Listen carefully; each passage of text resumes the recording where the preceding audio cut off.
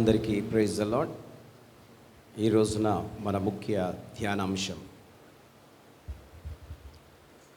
దర్శనము పొందిన దైవజనుడు పౌలు.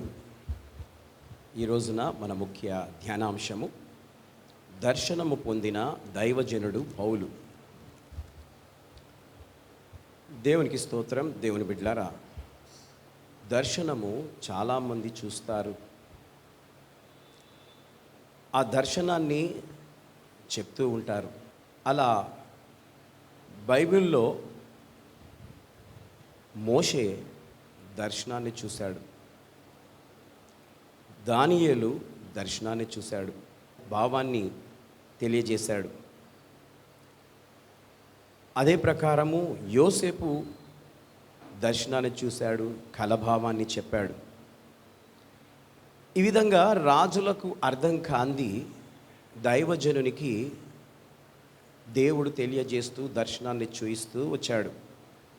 ఈ విధంగా ప్రవక్తలందరూ కూడా దర్శనాన్ని చూసి వారు ఏ స్థలానికి వెళ్ళాలి, ఎవరికి ఏది చెప్పాలి, దేవుడు వారికి తెలియజేసినప్పుడు వారు చెప్తూ వచ్చారు. దేవునికి స్తోత్రం. దేవుని బిడ్డలారా, అదేవిధంగా యాకోబు కూడా దర్శనాన్ని చూశాడు. అది ఎలాంటి దర్శనం అంటే ఆదికాండము 28వ అధ్యాయం 11-12 వచనాలు. ఒక చోట చేరి ప్రొద్దుగొంకినందున అక్కడ ఆ రాత్రి నిలిచిపోయి ఆ చోటి రాళ్లలో ఒకటి తీసుకొని తనకు తలగడగా చేసుకొని అక్కడ పండుకొనెను. అప్పుడు అతడు ఒక కల కనెను. అందులో ఒక నిచ్చెన భూమి మీద నిలపబడి ఉండెను. దాని కొన ఆకాశము నంటి నుండెను. దాని మీద దేవుని దూతలు ఎక్కుచు దిగుచుండిరి. Praise the lord. ఇక్కడ ఈ యొక్క కళ అనగా దర్శనము మరి యాకోబు చూస్తూ ఉన్నాడు. చూస్తూ భూమి మీద నుండి ఆకాశము మీదికి ఒక నిచ్చెన కనబడుతూ ఉంది. కింది నుండి పైదాకా దేవదూతలు ఎక్కుతూ దిగుతూ కనబడుతూ ఉన్నారు. దేవునికి స్తోత్రం. అనగా ఆ స్థలము పరిశుద్ధ స్థలము. ఈ దర్శనాన్ని యాకోబు చూశాడు. ఈ విధంగా దర్శనాలు చూడడము చాలా మంచిది. దేవుడు కొన్ని సత్యాలను తెలియజేస్తూ సేవకులను నడిపిస్తూ ఉంటాడు. కానీ కొంతమంది అబద్ధ దర్శనాలను కూడా చూస్తూ ఉన్నారు. ఎలాంటి దర్శనము? అబద్ధ దర్శనం. ఇది చాలా భయంకరమైంది.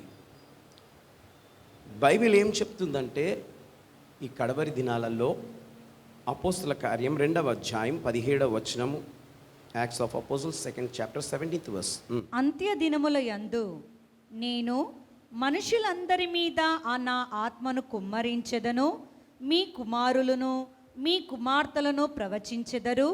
మీ యవ్వనులకు దర్శనము కలుగును. మీ యవ్వనులకు దర్శనము కలుగును. ఎవరికి కలుగుతుంది? యవ్వనులకు. యవ్వనులు దర్శనాన్ని చూస్తారు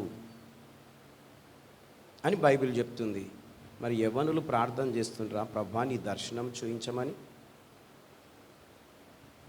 ప్రార్థించాలి. యవ్వనస్తులు, ప్రభువా నీ దర్శనాన్ని చూయించు. దేవుని దర్శనము చాలా తక్కువ మందికి వస్తుంది. అది యథార్థవంతులకు వస్తుంది, అందరికీ రాదు. నీవు యథార్థవంతుడవు యథార్థవంతురాలవు అయితే నీవు ప్రార్థన చేయి నేటి నుండి, ప్రభువా నేను నీ దర్శనాన్ని చూడాలి. యవ్వనస్తులు దర్శనాన్ని చూతురు, వృద్ధులు కలలు కందురు. దేవునికి స్తోత్రం కలుగును గాక. దేవుని బిడ్డలారా, 28వ వచనం. నాకు జీవ మార్గములు తెలిపితివి. నీ దర్శనం అనుగ్రహించి నన్ను ఉల్లాసముతో నింపెదవు. Praise the lord. దేవుని యొక్క దర్శనం చూస్తే మనిషికి ఉల్లాసం వస్తుందట. అనగా కలగబోయేది జరగబోయేది దేవుడు చూయిస్తూ ఉంటే ఆ మనిషికి ఒక ఉల్లాసము, ఉత్తేజము, సంతోషము, ఆనందము కలుగుతూ ఉంటుంది. కాబట్టి దేవుని బిడ్డలారా, మరి ఈ రోజున మరి మనము మరి దర్శనం కొరకు మరి దేవుని వాక్యాన్ని వింటూ ఉన్నాం. అపోజిట్ పౌలుకు దేవుడు తనను అడుగడుగున దర్శిస్తూ తనతో మాట్లాడుతూ తనను నడిపిస్తూ ఉంటాడు. దేవునికి స్తోత్రం కలుగును గాక. మొదటిగా అపోస్తల కార్యం 9వ అధ్యాయం 3వ వచనం. ఈ రోజంతా మన టాపిక్ యాక్ట్స్ ఆఫ్ అపోజల్స్, అపోస్తల కార్యం.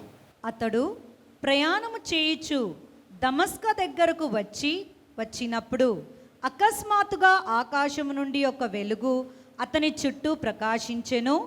అప్పుడు అతడు నేల మీద పడి, సౌలా సౌలా, నీవేళ నన్ను హింసించుచున్నావని తనతో ఒక స్వరము పలుకుట వినెను. ప్రభువా, నీవెవడవని అతడు అడగగా ఆయన, నేను నీవు హింసించుచున్న యేసును. దేవునికి స్తోత్రం. ఇక్కడ పౌలు సౌలుగా ఉన్నప్పుడు మనకు వ్రాయబడ్డ వాక్యం ఇది. సౌలు యెహోవా దేవుణ్ణి పూజించేవాడు. యేసు ప్రభువును నమ్ముకున్న వాళ్లను కిరాతకంగా చంపేవాడు, వాళ్లను చెరసాలలో వేయించేవాడు. ఆయనకు ఆ అధికారం ఉంది కాబట్టి ఆయన తను ఆ అధికారముతో ఏదైనా చేయగలనని చేస్తూ ఉన్నాడు. దేవునికి స్తోత్రం. మరి దేవుడు అకస్మాత్తుగా తనను దర్శిస్తూ ఉన్నాడు. హల్లెలూయా. దేవుడు ఆ యేసుక్రీస్తు ప్రభుల వారు దర్శిస్తూ ఉన్నారు. ఆ దర్శనాన్ని, ఆ వెలుగును తను చూడలేక కింద పడిపోయాడు. ఆ వెలుగును చూస్తూ తను అంటున్నాడు, నీవెవడవు అని అంటున్నాడు. అప్పుడు యేసు ప్రభు మాట్లాడుతున్నాడు, నీవు హింసించుచున్న యేసును. నిన్నెప్పుడు నేను హింసించాను అని నిండొచ్చు. నీవు యేసు ప్రభు నన్ను నమ్ముకున్న బిడ్డలను హింసిస్తున్నావు కాబట్టి నీవు నన్ను హింసిస్తున్నట్టే.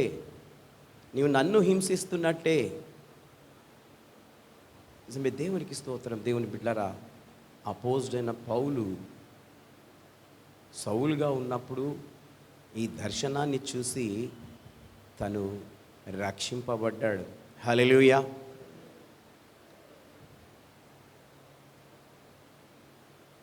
దేవుడు ఇతనికొక్కనికే ఆ దర్శనం ఇచ్చాడు, కానీ తన వెంబడి సైనికులకు ఎవరూ చూడలేకపోయారు. నిజమే, దర్శనం ఒక్కరికే కనపడుతుంది కానీ అందరికీ కనిపించదు. ఎవరు దేవుణ్ణి అడుగుతారో వాళ్ళకే దేవుడు దర్శనాన్ని చూపిస్తాడే తప్ప అందరికీ చూపించాడు. సౌలుకు ఒక్కనికే ఆ దర్శనం దేవుడిచ్చాడు, కానీ ఆయన వెంబడి ఉన్న వాళ్లకు ఎవరికీ కనబడలేదు. తాను గుడ్డివాడైపోయాడు. తను ఎక్కడికైతే వెళ్ళమన్నాడో అక్కడికి వెళ్ళిన తర్వాత 3 రోజులు ఉపవాస ప్రార్థనలో దేవుడు అతనిని తిరిగి తనకు కళ్ళు వచ్చేటట్లు చేశాడు. హల్లెలూయా. కాబట్టి దేవునికి స్తోత్రం. దేవుని మాటను వింటే దేవుని యొక్క మహిమను మనం చూడగలుగుతాం. మొదటిగా క్రీస్తు యొక్క దర్శనం అనగా వెలుగు పౌలు గారు చూశారు. అపోస్తల కార్యం 18వ అధ్యాయం 9వ వచనం. Acts of అపోజల్స్ 18th chapter 9th verse. రాత్రివేళ దర్శనమందు ప్రభువు, నీవు భయపడక మాట్లాడుము, మౌనముగా ఉండకుము, నేను నీకు తోడైయున్నాను, నీకు హాని చేయుటకు నీ మీదికి ఎవడునూ రాడు, ఈ పట్టణంలో నాకు బహు జనమున్నదని పౌలుతో చెప్పగా.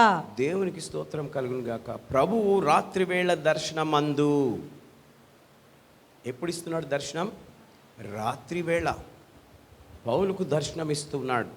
ఏమని అంటున్నాడు? నీవు భయపడక మాట్లాడుము, మౌనముగా ఉండకుము అనగా ఈ అపోజిట్ అయిన పౌలు ఎప్పుడు మౌనంగా ఉండలేదు. యేసు ప్రభు నమ్ముకున్న తర్వాత, యేసు ప్రభు నమ్మక ముందు తనదొక గుణం ఉండేది.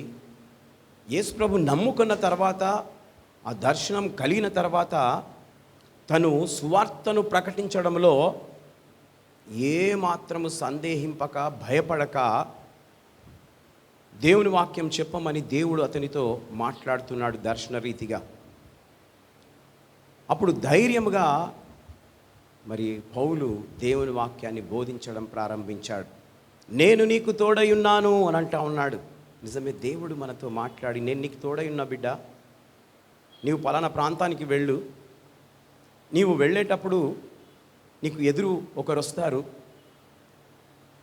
వారు నిన్ను ఇది అడుగుతారు, వాళ్ళకి ఇట్లా మాట్లాడు, ఇట్లా చెప్పు, నీ మార్గం సరళమవుతుందని దేవుడు చెప్పాడు అనుకో, ఆ వ్యక్తికి ఎంత సంతోషమో, అబ్బా దేవుడు నాతో మాట్లాడాడు, అయితే నాకు ఏ భయము లేదని వెళ్తూ ఉంటాడు. కాబట్టి దేవునికి స్తోత్రం. పౌలుకు కూడా అదే విధంగా దేవుడు మాట్లాడాడు దర్శనమందు. రాత్రి కాలంలో తనకు ఆశ ఉంది, నేను సువార్తను ప్రకటించాలి, ఈ యేసయ్య గురించి అనేకులకు చెప్పాలి అన్న ఆశ పౌలులో దేవుడు గమనించాడు. కాబట్టి అతనికి దర్శన రీతిగా తనతో మాట్లాడి తనను ఆ యొక్క ప్రాంతాలకు పంపించాడు. తను సువార్తను మరి ప్రకటించాడు. నిజమే, దేవునికి స్తోత్రం. దేవుని బిడ్డలారా, ప్రాణం ఉన్నంత వరకు మనము సువార్త చెప్పాలి. ప్రాణం ఉన్నంత వరకు మనము సువార్త చెప్పాలి. ప్రాణం పోయిన తర్వాత దేవునికి లెక్క చెప్పాలి. ప్రాణం ఉన్నంత వరకు మనము సువార్త చెప్పాలి. ప్రాణం పోయిన తర్వాత దేవునికి లెక్క చెప్పాలి. కాబట్టి మనము ప్రాణం ఉండగానే ప్రభువు నమ్ముకున్న వారమైన మనము సువార్తను అనేకులకు తెలియజెప్పాలని దేవుని మాటలు సెలవిస్తూ ఉన్నాయి. రెండవదిగా సువార్త పని నిమిత్తము. మూడవది అపోస్తుల కార్యం 22వ అధ్యాయం 18వ వచనం. Acts of అపోజల్స్ 22nd chapter 18th verse. అప్పుడు ఆయన, నీవు త్వరపడి యెరూషలేము విడిచి శీఘ్రముగా వెళ్ళుము, నన్ను గూర్చి నీవిచ్చు సాక్ష్యము వారు అంగీకరింపరని నాతో చెప్పెను. Praise the Lord. ఇక్కడ అపోజిట్ పౌలు సౌలుగా ఉన్నప్పుడు ఎలాంటి పని చేశాడో ఇక్కడంతా కొంచెం రాయబడి ఉన్నది. నీవు త్వరపడి యెరూషలేము విడిచి శీఘ్రముగా వెళ్ళుము. దేవుడు మరి పౌలు అంటున్నాడు, యెరూషలేమును విడిచి త్వరగా నీవు వెళ్ళు, నన్ను గూర్చి నీవు ఇచ్చిన సాక్ష్యము వారు అంగీకరింపరని నాతో చెప్పాను. అపోజిట్ పౌలుతో దేవుడు చెప్తున్నాడు, నీవు చెప్తున్న సాక్ష్యము వాళ్ళు అంగీకరింపరు, వాళ్ళు ఏమాత్రము అంగీకరింపరు. ఎందుకు? నీవు ఫలానా వ్యక్తిని చంపి వాళ్ళ రక్తాన్ని కళ్ళ చూసావు, చాలామందిని ప్రభువుని నమ్మిన వారిని చంపావు, కాబట్టి నువ్వు సాక్ష్యం చెప్తే వాళ్ళు వింటారా? వినరు అని దేవుడు మరి పౌలుకు తెలియజేస్తూ ఉన్నాడు. అయితే దానికి తగినట్లుగా తను ఏం చెప్పమంటున్నాడు దేవుడు దర్శనమందు అని అంటే, వాళ్ళను హెచ్చరించు. దర్శనమందు పౌలుకు చెప్తున్నాడు, వాళ్ళు నీ మాట నీ సాక్ష్యం వినరు, కాబట్టి వాళ్ళు నా మార్గంలో నడవాలంటే నీవు వారిని హెచ్చరించు అని అంటున్నాడు. దేవునికి స్తోత్రం. అపోజిట్ పౌలు తాను హెచ్చరిస్తూ తన సేవను కొనసాగించాడు. కాబట్టి దేవునికి స్తోత్రం. మనం కూడా, మీరందరూ కూడా దేవుని వాక్యాన్ని, దేవుని సువార్తను ప్రకటించినప్పుడు ఎవరైనా తప్పు చేస్తే మీరు హెచ్చరించాలి. ఇది అపోస్తుల బోధ. హెచ్చరించకుండా మనము దేవుని వాక్యమును చెబితే దాంట్లో ప్రయోజనం ఉండదు. వాడు పాపం చేస్తూనే ఉంటాడు, నీ వాక్యం వింటనే ఉంటాడు, మారడు, మారినట్టు నటిస్తాడు. అది ఒక్కసారి, 2 సార్లు, 3 సార్లు నువ్వు హెచ్చరించు, నీ ముఖం చూడాలంటే భయపడతాడు. అమ్మో, ఏ తప్పు నాలో చూస్తాడో సేవకుడు, ఏ తప్పు నాలో చూస్తుందో ఆ సిస్టర్, ఏ తప్పు నాలో చూస్తాడో ఆ బ్రదర్. నీవు కరెక్ట్గా ఉంటే ఏం ప్రాబ్లం ఉండదు. నువ్వు కరెక్ట్గా లేకపోతే దేవుడు నీకు భయాన్ని కలుగజేస్తుంటాడు. హల్లెలూయా. కనుక ఇక్కడ మూడవదిగా హెచ్చరించుమని దర్శనము. నాలుగవది అది అపోస్తల కార్యం 27వ అధ్యాయం 23-24 వచనాలు. Acts of అపోజల్స్ 27th chapter 23rd and 24th verse. నేనెవని వాడనో ఎవనిని సేవించుచున్నానో ఆ దేవుని దూత గడిచిన రాత్రి నా యొద్ద నిలిచి, పౌలా భయపడకుము, నీవు కైసరు ఎదుట నిలవవలసి ఉన్నది. ఇదిగో నీతో కూడా ఓడలో ప్రయాణమై పోవుచున్న వారందరినీ దేవుడు నీకు అనుగ్రహించి ఉన్నాడని నాతో చెప్పెను. Praise the lord. అపోస్తలుడైన పౌలు సువార్త సేవ ప్రకటిస్తూ తాను ఓడలో ప్రయాణం చేస్తూ ఉన్నాడు. ఓడలో ప్రయాణం చేస్తూ ఉన్నాడు. ప్రయాణం చేస్తున్న సమయంలో దేవుడు అతనికి మరి తుఫానులో దర్శనమిస్తూ ఉన్నాడు. నేను ఎవని వాడనో ఎవరిని సేవించుచున్నానో ఆ దేవుని దూత గడిచిన రాత్రి నా యొద్ద నిలిచి, పౌలా భయపడకుము. పౌలుతో దేవుని దూత మాట్లాడుతూ ఉంది. ఆయన ఎప్పుడు ప్రయాణం చేస్తున్నాడు? రాత్రిలో ప్రయాణం చేస్తూ ఉన్నాడు. భయంకరమైన వర్షము, తుఫాను, ఆ అలలు, వర్షము పడవకు తాకడం వల్ల పడవ ఏమవుతుందండి? పడిపోవడానికి సిద్ధమవుతుంది. పడిపోవడానికి సిద్ధమవుతుంది. కాబట్టి పౌలును ధైర్యపరుస్తూ ఉన్నాడు. భయపడకు, ఈ తుఫాను నిన్ను ఏమీ చేయదు. హల్లెలూయా. అకస్మాత్తుగా దుబాయ్లో తుఫాన్ వచ్చింది. ఎంత స్పీడ్గా, ఎంత ఫాస్ట్గా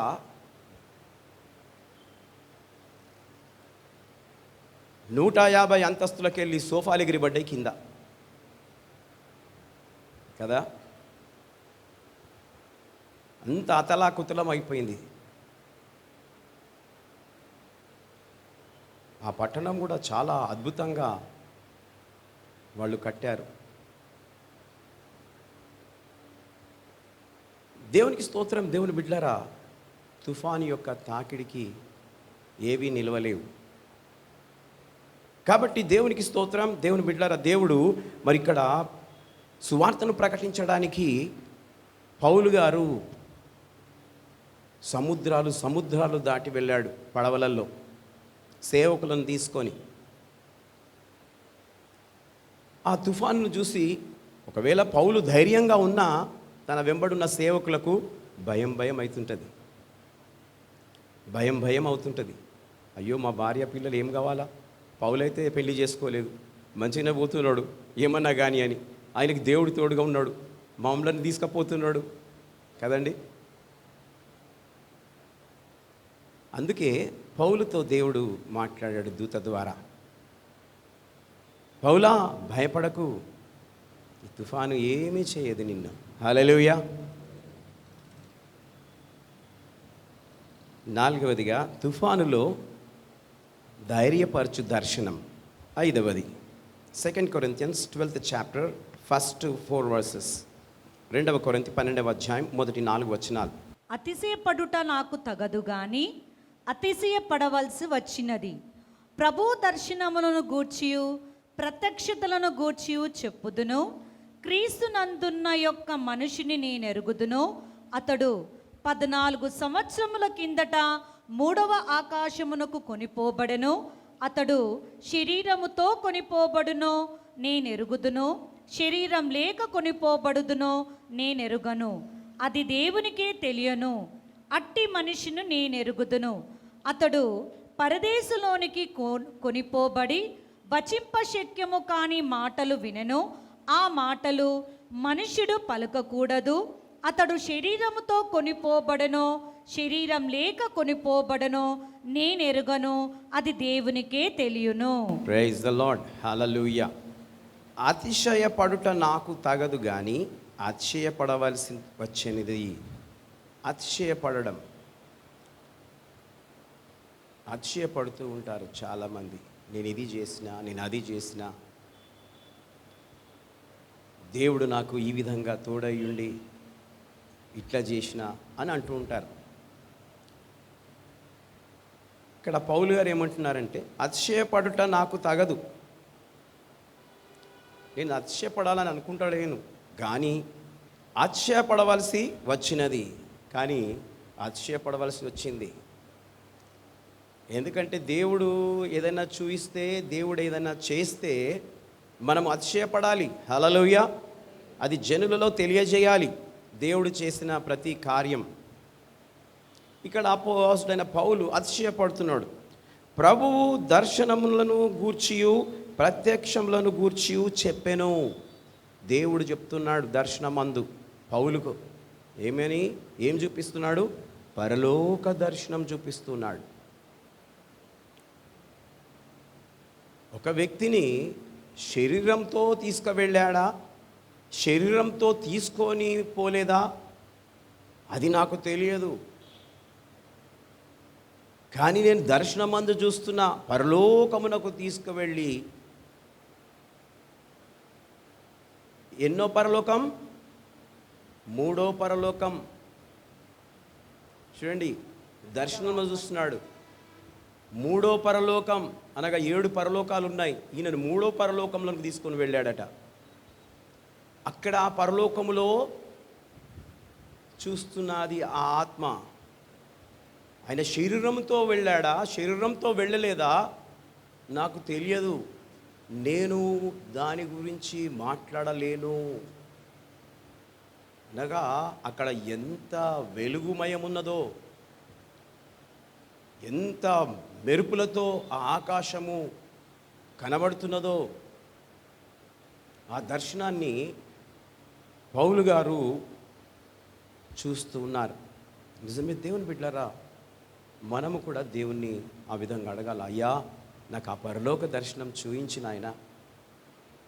దైవజనులు దినకరన్ గారు తను చనిపోకముందే తన ఆత్మ పరలోకానికి వెళ్ళి తను పరలోకంలో ఏముందో అది చూసి ఆయన తిరిగి రావడం జరిగింది. ఆ దర్శనాన్ని చాలామంది దైవజనులకు తాను తెలియజేశాడు. బిల్లీ గ్రామ్, బెనిహిన్, వీళ్ళందరూ కూడా దేవుని యొక్క దర్శనాన్ని చూశారు. దేవుని బిడ్డలారా, అందుకే వాళ్ళ ప్రాణం ఉన్నంత వరకు క్రీస్తును ప్రకటిస్తూనే వచ్చారు. ఎక్కడా ఆపలేదు. ఎన్ని ఆటంకాలు జరిగినా వాళ్ళు దర్శనాన్ని పొందుకొని దేవుని పని నిమిత్తమై ఏర్పరచబడ్డారు కనుక వారు చేస్తూనే వచ్చారు. కాబట్టి దేవుని యొక్క పిలుపు చాలా అవసరం. దాన్ని బట్టి దేవుని యొక్క పరిచర్య మనము చేస్తూ ఉండాలి. కాబట్టి ఇక్కడ అతిశయపడుతున్నాడు, నేను పరలోక దర్శనాన్ని చూశాను. హల్లెలూయా. పౌలు గారు, నేను పరలోక దర్శనాన్ని చూశాను, దాని గురించి నేను అతిశయపడుతున్నాను. మీరు ఎవరైనా చూసారా? ఎవరు చూడలేదు, ఈయనొక్కడే చూశాడు. కనుక దేవునికి స్తోత్రం. దేవుని బిడ్డలారా, ఈ ప్రత్యక్షతను గూర్చి అక్కడ ఉన్న వారికి అందరికీ ఆయన తెలియజేస్తూ ఇప్పుడు మనకు తెలియజేస్తూ ఉన్నాడు. 5వదిగా పరలోక దర్శనం. 6వది అపోస్తలుల కార్యం 26వ అధ్యాయం 19వ వచనం. Acts of అపోజల్స్ 26th chapter 19th verse. కాబట్టి అగ్రిప్పా రాజా, ఆకాశము నుండి కలిగిన ఆ దర్శనమునకు నేను అవిధేయుడను కాక, మొదట దమస్కాలోని వారికిని, యెరూషలేములోను, యూదయా దేశమంతటా, తర్వాత అన్యజనులకును వారు మారు మనసు పొంది దేవుని తట్టు తిరిగి మారు మనసుకు తగిన క్రియలు చేయవలనని ప్రకటించుచుంటిని. Praise the lord. కాబట్టి అగ్రప్ప రాజా, ఆకాశము నుండి కలిగిన దర్శనమునకు నేను అవిధేయుడను కాక. చూడండి, దేవుడు నాకు ఆకాశం నుండి దర్శనాన్ని చూయించాడు అగ్రప్ప రాజా. కాబట్టి నేను మరి దానిని గూర్చి నేను అనేకులకు మరి ఆ దర్శనము నాకేం కలిగిందో అది ప్రజలకు తెలియజేస్తాను అని అంటున్నాడు. ఆ దర్శనాన్ని నేను చెబితే వారికి మారు మనసు వస్తుంది. హల్లెలూయా. నిజమే, దేవునికి స్తోత్రం. దేవుని బిడ్డలారా, మారు మనసు లేక చాలామంది ఈ లోకంలో జీవిస్తున్నారు. మారు మనసు వచ్చింది అని చెప్పి మళ్ళా పాత అలవాట్లు, పాత మాటలు, పాత ఆలోచనలు, ఇదా అండి మారు మనసు? మారు మనసు వచ్చిందని అంటున్నారు కానీ మనసు సరిగా మారలేదు. మళ్ళా పాత అలవాట్లు చేస్తూ వారి కాలాన్ని గడుపుతూ ఉన్నారు. ఇక్కడ పౌలు దేవుడిచ్చిన దర్శనమును బట్టి రాజుతో చెప్తూ ఉన్నాడు, ధైర్యంగా చెప్తూ ఉన్నాడు. ఎందుకంటే దేవుడు పౌలుతో మాట్లాడాడు, నీవెక్కడికి వెళ్ళినా నేను తోడై ఉంటాను, భయపడకు. అనేక మార్లు దెబ్బలు తిన్నాడు, శ్రమలను అనుభవించాడు, ఎక్కడెక్కడికో అడవులలో క్రూరమైన జంతువులు, మృగాలు, వాటి మధ్యలో తను పడుకున్నాడు. అవి ఏమీ హాని చేయలేదు. హల్లెలూయా. చూడండి ఎలాంటి ధైర్యం కలిగిన పౌలు గురించి మనం వింటున్నాం. పాములు తిరిగే స్థలంలోన్నిట్లలో కూడా వర్షం పడుతుంటే సేవ చేశాడు, చలి వీస్తుంటే సేవ చేశాడు. అనేక గుట్టలు, పర్వతాలు దాటుతూ ప్రయాణం చేస్తూ సువార్తను ప్రకటించాడు. ఆయన దర్శనము కలిగి ఆయన అంతగా సేవ చేయగలిగాడు. కాబట్టి దేవునికి స్తోత్రం. దేవుని బిడ్డలారా, ఈరోజు మరి దర్శనం పొందిన దైవజనుడు పౌలు గురించి మనము ధ్యానిస్తూ దేవుని వాక్యాన్ని వింటున్నాం. నేను అవిధేయుడను కాను అని అంటున్నాడు. నేను దేవుని వాక్యము చెప్పడానికి వెనుకంజ వెయ్యను, నీకు లోబడి నేను విధేయుడనై చేస్తాను. నా మాటలు విన్న వారందరూ కూడా మారు మనసు పొందాలన్న ఆశతో ఈ మాటలు వారికి చెప్తాను అని చెప్పి పౌలు ఆ అగ్రప్ప రాజాతో అంటూ ఉన్నాడు. ఆరవదిగా దర్శనమునకు అవిధేయుడైన వాడు. 7వది కీర్తనల గ్రంథం 11వ అధ్యాయం 7వ వచనం. Psalms 11th chapter 7th verse. యెహోవా నీతిమంతుడు, ఆయన నీతిని ప్రేమించువాడు, యథార్థవంతులు ఆయన ముఖ దర్శనము చేసెదరు. హల్లెలూయా. యెహోవా నీతిమంతుడు, ఆయన నీతిని ప్రేమించువాడు. చూడండి, ఆ యేసయ్య ఎలాంటి వాడంట? నీతిమంతుడు. ఆయన నీతిని ప్రేమించేవాడు. యథార్థవంతులు ఆయన ముఖదర్శనము చేసెదరు. హల్లెలూయా. యథార్థవంతులు, మంచి మనస్సు కలిగిన వారు, మంచి హృదయం ఉన్నవాళ్ళు ఎవరి దర్శనం చేస్తారంట? దేవుని యొక్క ముఖ దర్శనం చేస్తారట. ఈరోజు మనం అందరం చేద్దామా దేవుని ముఖ దర్శనం? చాలామంది అంటుంటారు, నాకు దేవుడు కనిపించుండు, ఓ వెలుగులకు కనిపిస్తుంది ఆయన ముఖం. మోషే కూడా చూశాడు.